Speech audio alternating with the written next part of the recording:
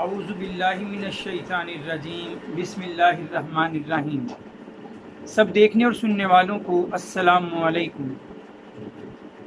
کبھی آپ نے انسان کی کیفیت پر، انسان کی روزمرہ کی زندگی پر غور کیا ہے؟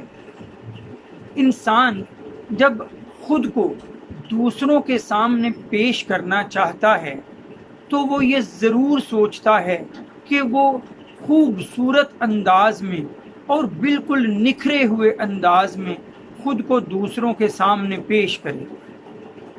کبھی کوئی مرد، اگر میں ذکر کروں، کوئی مرد ہو تو ایسی صورت میں وہ اپنے جسم کو خوبصورت بنانے کے لیے مہینوں کی مشقت کرتا ہے، کئی مہینے کی ایکسرسائزز کرتا ہے، باڈی بلڈنگ کرتا ہے اور جسم کو متناسب بنانے کی کوشش میں لگا رہتا ہے۔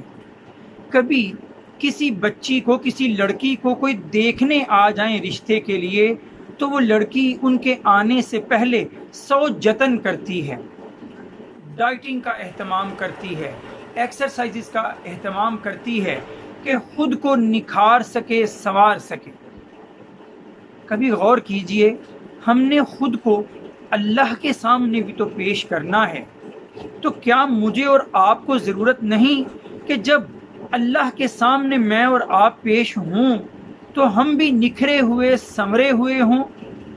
یقیناً سب کا یہ خیال ہوگا۔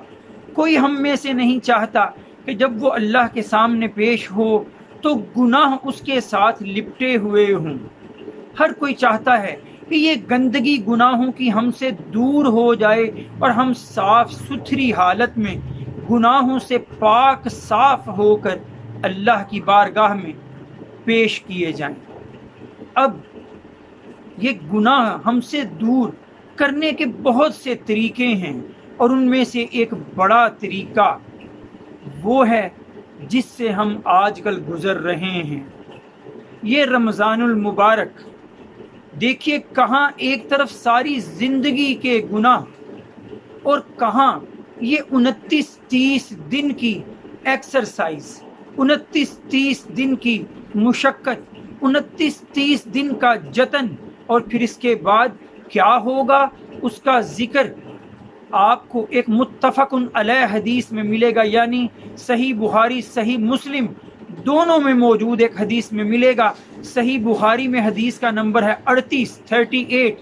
حضرت ابو ہریرہ رضی اللہ تعالیٰ عنہ فرماتے ہیں کہ نبی کریم صلی اللہ علیہ وآلہ وسلم نے فرمایا، من صام رمضان ایمانا واحتسابا غفر له ما تقدم من ذنبہ، کہ جس شخص نے ایمان کی حالت میں اور اپنا احتساب کرتے ہوئے، اللہ سے ڈرتے ہوئے رمضان المبارک کے روزے رکھے، اس کے تمام پہلے گناہ معاف کر دیے گئے۔